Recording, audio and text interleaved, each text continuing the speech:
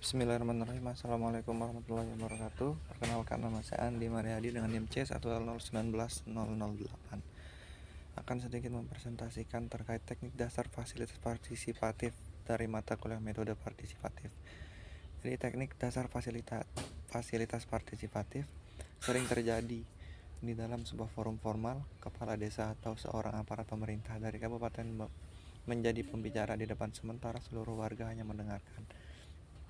Saat bapak-bapak berkumpul dalam suatu kegiatan, suasana perbincangan sangat hangat dan hampir semua orang terlibat dalam pembicaraan. Begitu juga dalam perkumpulan posyandu, para ibu-ibu yang membawa balita untuk ditimbang dan diperiksa petugas puskesmas terlibat dalam bincang-bincang mengenai berbagai penyakit akibat dimulainya musim hujan. Tetapi ketika petugas puskesmas menyampaikan penyuluhan kesehatan yang terkait dengan keadaan penyakit yang menimpa anak-anak dan balita, semua ibu itu kembali hanya menjadi pendengar saja, meskipun juga ada beberapa yang berani menanyakan sesuatu kepada petugas tersebut. Di sini ada 6 strategi dan teknik membangun partisipatif peserta. Yang pertama ada teknik fasilitasi dasar 5W plus 1H.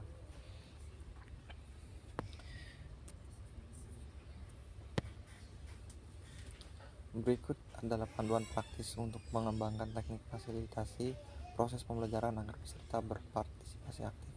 Teknik membangun proses ini sebenarnya sederhana dan bisa disebut teknik 5W plus 1H.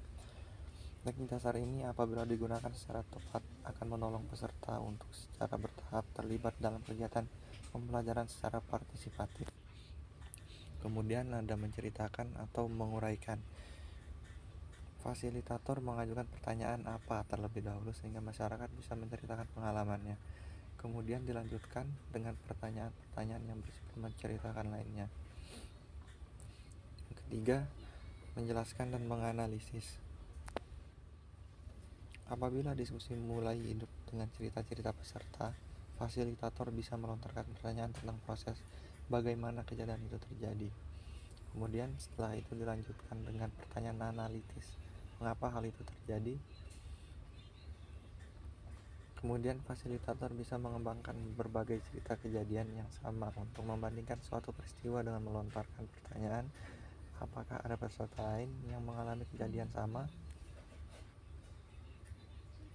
Yang keempat, ada menarik kesimpulan. Meskipun kita sedang membahas suatu topik, biasanya akan selalu banyak aspek menarik yang terkait dengan topik tersebut dan menjadi diskusi yang berkembang.